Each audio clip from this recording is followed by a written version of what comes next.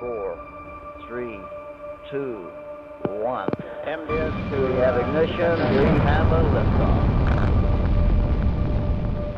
Roll program is in on time. Vehicle response is normal. Very smooth flight, very, very small attitude disturbances.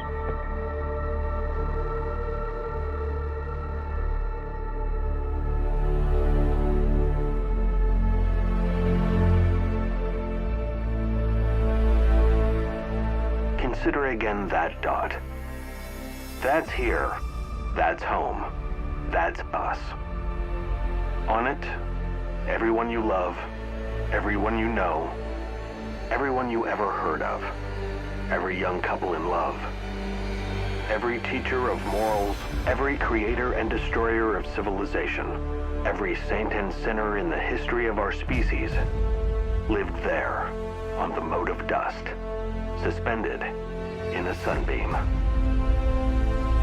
There is perhaps no better demonstration of the folly of human conceits than this distant image of our tiny world. Travel back in time to discover how events in our world's history suggest that we are not alone in the universe, and that our pale blue dot does have a purpose.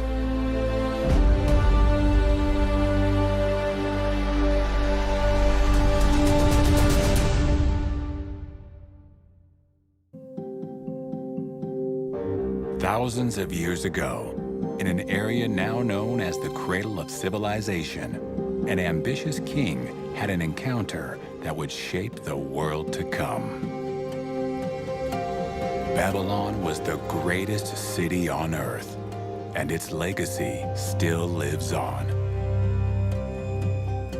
Passing through its imposing Ishtar Gate, travelers found a city teeming with life and full of gold and riches.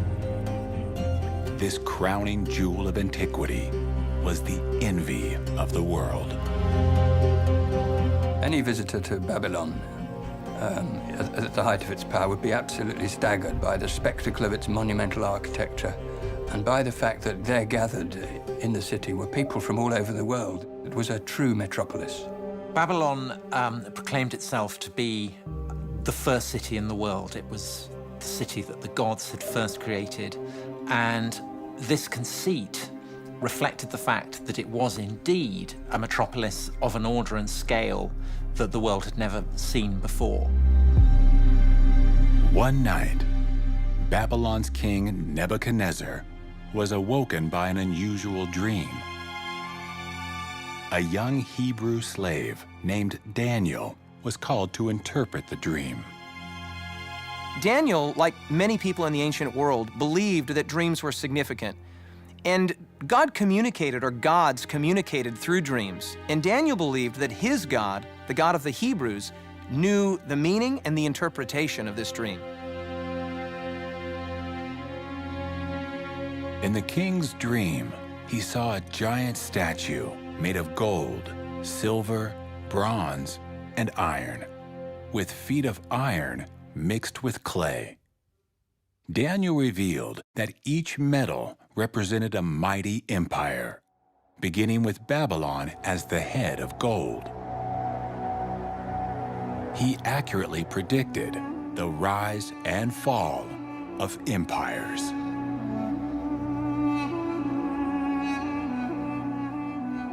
But what evidence is there that Daniel wrote of events before they happened? The Dead Sea Scrolls contain sections of Daniel's writings and are dated to the 2nd century BC. The Jewish historian Josephus tells of Daniel's writings being presented to Alexander the Great when he visited Jerusalem in the 4th century BC. And scholars note that the Aramaic used to write his book is a perfect match with the Aramaic of the 6th century BC. The first time I was exposed to this dream, I was admittedly skeptical. I mean, the idea that more than 2,000 years of human history is being told in advance by a dream of about 150 words is hard to believe. And I was confronted with the idea that either we're dealing with something that's a bit of a hoax or a put-on, or something supernatural is in play.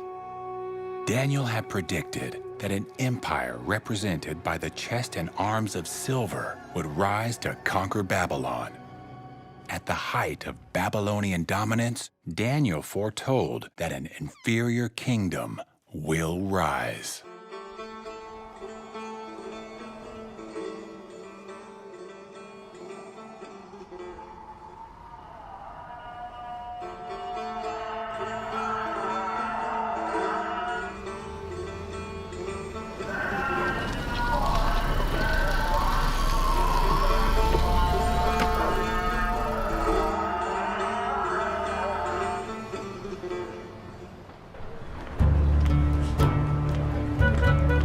My name is Atafe and I live in Shiraz.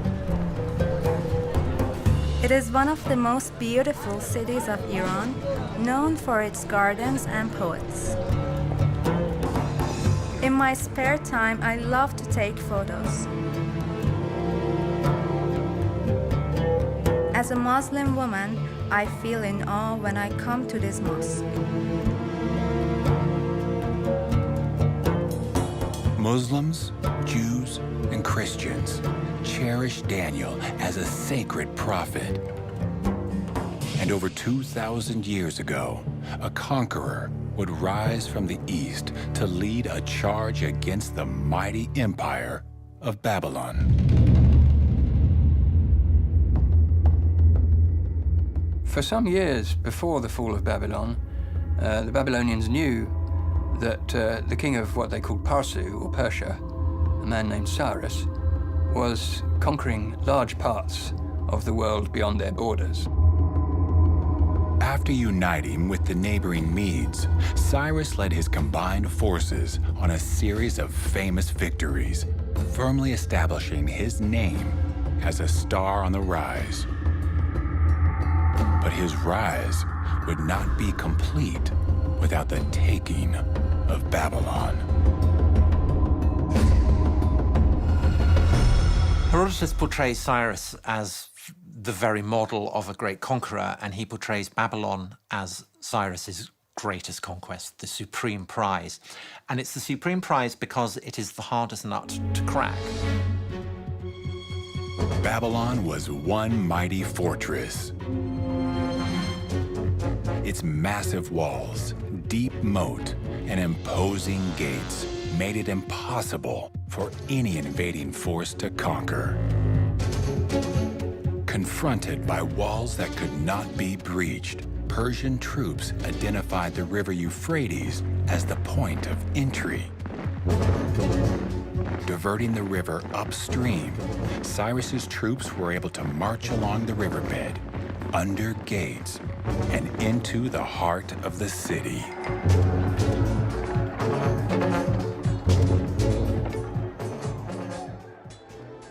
The walls of Babylon seemed impregnable to any invading force. And yet, in one of the great mysteries in history, the great city of Babylon fell in a single night into the hands of Cyrus. And it is only once Cyrus has taken Babylon that the king of Persia can worthily call himself the king of the world. Cyrus's conquests laid the foundation for the Medo-Persian Empire. Their large palace complexes can still be seen today. When I walk through the ruins of these ancient cities, I sense a strong connection with the past. I feel as though the legacy and messages of the past live on today.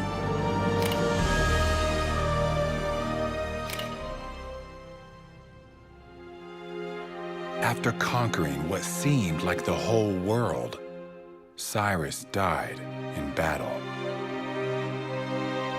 His tomb stands testimony to his enduring legacy.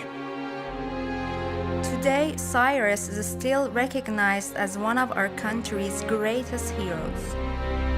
The empire he created was built on respect for others and a desire for lasting peace. I think that is something we all want.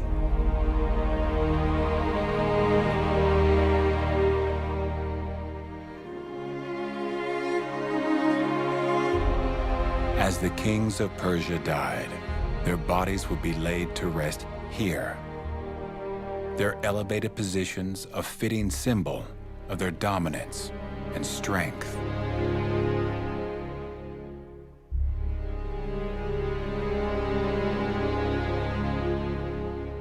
But there is an unfinished tomb here.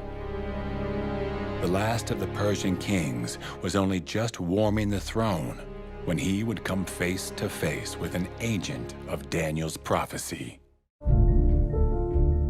A young and valiant general from the hills of Macedon had set his eyes on Persian destruction. The Medo-Persian Empire had conquered Babylon, just as Daniel predicted. But Daniel's next prediction concerned the rise of a third empire, one of bronze, who would rule over the whole earth.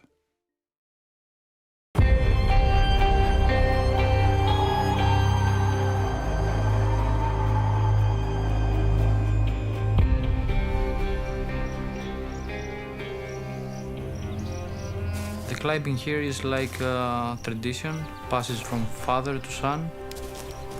We have easy routes and small rocks, and we have the big rocks. The highest top of the rocks is 250 meters. Fears coming with climbing, and you enjoy climbing most when you fear. Before I climb, usually take some breaths. It's quiet up there. You're feeling the loneliness.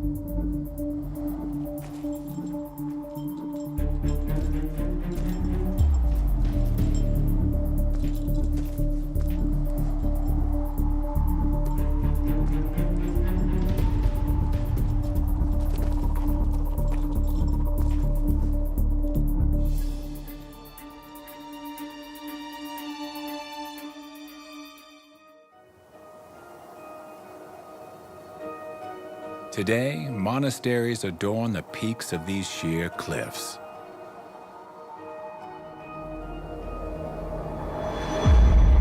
In the 14th century, a lone monk named Verlam scaled these steep rock faces to construct a monastery.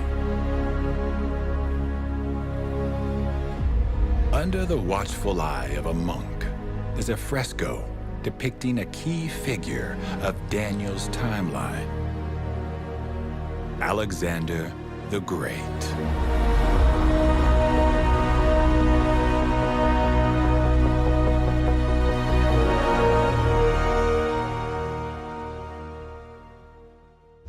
Alexander was born in the small state of Macedon. Upon becoming king at the age of 20, he proposed the unthinkable: to invade the mighty Persian Empire. Early victories filled Alexander with confidence, but it would be the dusty plain of Gaugamela where Alexander would risk it all. He invades Mesopotamia, Iraq, in the consciousness that by doing so, he will have the whole empire of the world in his hands if he wins. This is it. This is the absolute decisive battle, because whoever wins this one is going to be either still the king of Persia or the new king of Persia. The Persian king had sent him a peace offer saying that, you have the western half and leave me with the eastern half and we will have peace on those terms. And Alexander's right-hand man, a general called Parmenio, said that if I were you, I would accept these terms. To which Alexander said, yeah, and if I were you, I would accept them. But he's not. He's Alexander. It's impossible for him to accept terms. He has to push on. He has to go to the limits. In all of the battles he fought, really, he was just going to go for it and just go for the jugular. The climax of his entire reign was approaching. Everything hung on it. Leading his forces towards the right flank, Alexander forced a gap to emerge in the Persian line. Persian chariots reacted by charging towards the Greek center. Alexander exploited the opening and pursued the retreating Persian king on horseback. Although heavily outnumbered on foreign soil, Alexander commanded a famous victory to bring about the downfall of one empire and the rise of another. The empire of silver was replaced by the empire of bronze, just as Daniel had said it would. There is a sense in which Alexander was a terrifying and blood-stained opponent, and we should absolutely not romanticize him. He killed a lot of people, and his greatness was raised amid the blood of a lot of people.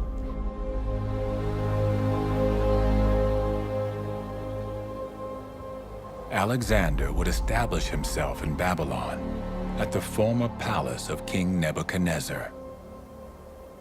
But when reflecting on his conquests, he wept, for there were no more lands for him to conquer. Alexander was literally epoch-making. He marks the transition from one era to another.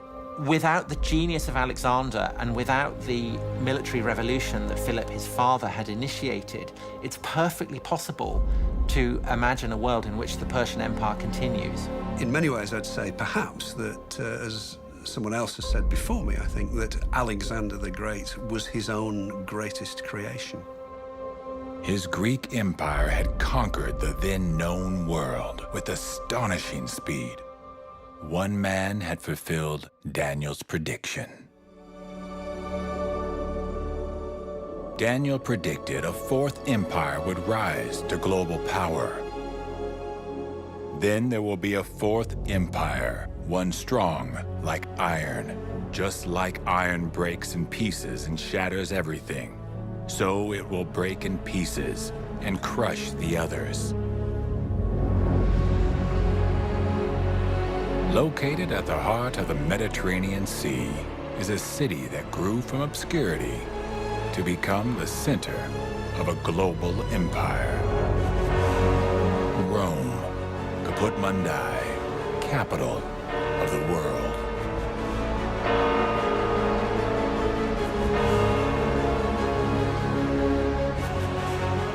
Architectural wonders still stand, lasting symbols of strength and ambition.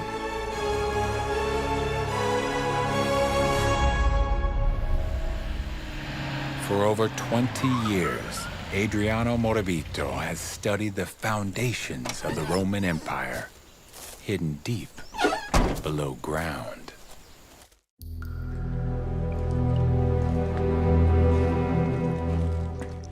Many people come to Rome to visit what is above ground, but what lays underground is much more. Rome was a mega city of the past. The greatness of the Roman Empire is due to the network of roads that were made to conquer the different territories, and by creating for every city a proper aqueduct. Aqueducts were built that thereby enabled the city to grow. And they also built roads, and the roads were built essentially, if you like, as the kind of the threads of a net cast across conquered territory. I think it's one cliche that's often said that all roads lead to Rome. But I think it would be better to say that all roads lead from Rome. Roman roads took supplies and soldiers to the far reaches of the empire, bringing carnage and brutality wherever they went. When Western armies launch attacks, what they boast about is how few casualties they've inflicted. When Julius Caesar went to Gaul, he boasted about how many he'd slaughtered. But bloodshed wasn't restricted to foreign lands. Cheering spectators would gather in the Colosseum to watch as thousands were put to violent deaths. In many ways, the arena is the quintessentially Roman institution. This was an expression of their manliness, of their superiority over the barbarian world and over the natural world. At the height of the Roman Empire, nearly 1 in 5 people on the planet lived and died under the rule of the emperor. Its borders stretched from North Africa to Britannia.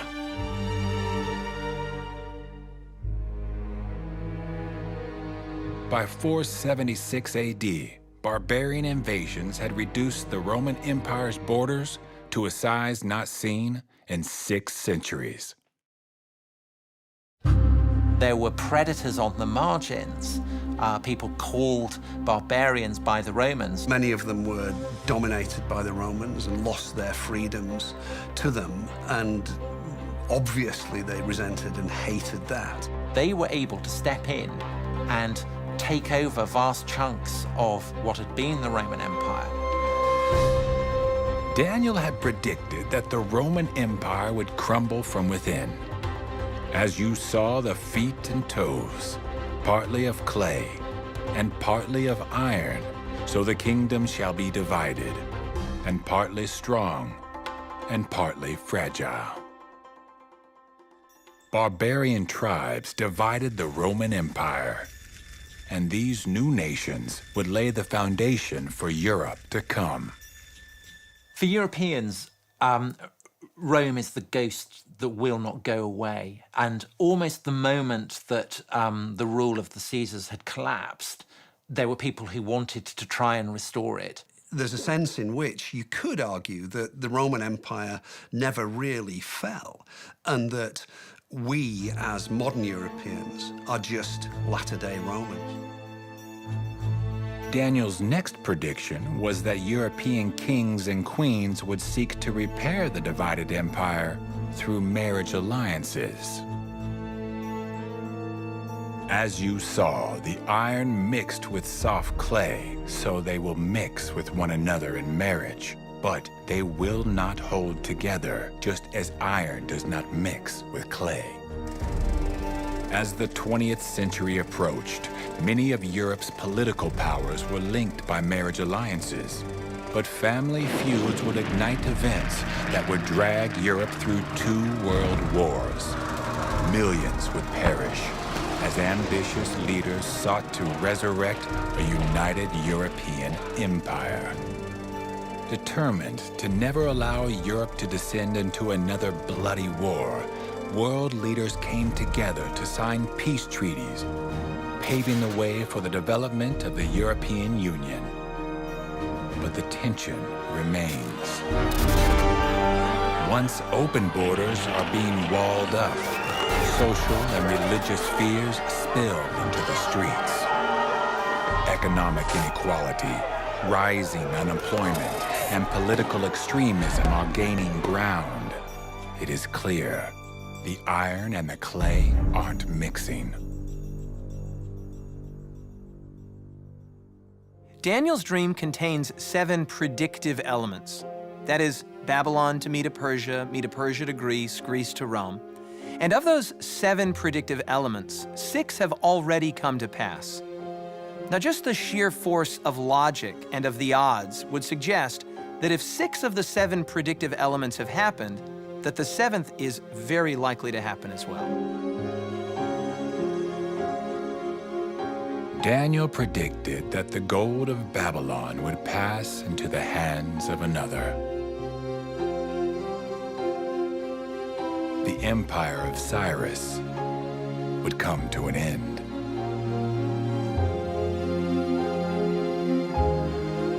The selfishness and greed of man's empires could never succeed. The strength and brutality of the Roman Empire would meet its match.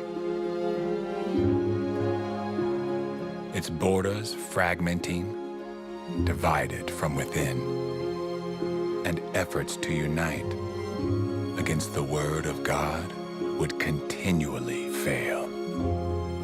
The final predictive element is that a stone cut out without hands, that's Daniel's way of saying a supernatural intervention, would strike the image on the feet of iron and clay. This would signify the end of all earthly kingdoms, and that God would establish finally his own eternal kingdom. Today, our pale blue dot is positioned at the end of Daniel's timeline.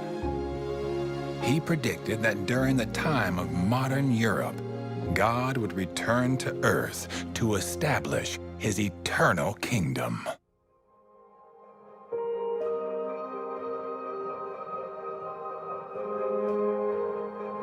The Earth is a very small stage in a vast cosmic arena. Think of the rivers of blood spilled by all those generals and emperors, so that in glory and triumph they could become the momentary masters of a fraction of a dot.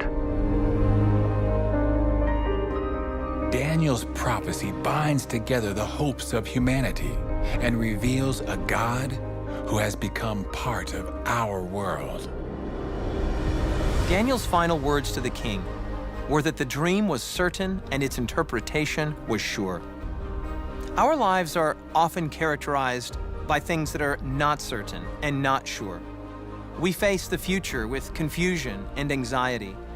But this whole narrative strongly suggests that human history and our own personal history is going somewhere. That in fact there is purpose and hope and even destiny. Millions ask if a God is out there watching our earth spin into a meaningless future. But nowhere is the reality of God more apparent than in the writings of Daniel. His extraordinary revelation of the history of world empires defies reason and chance. It tells of God's hand guiding our world's history and a kingdom to come.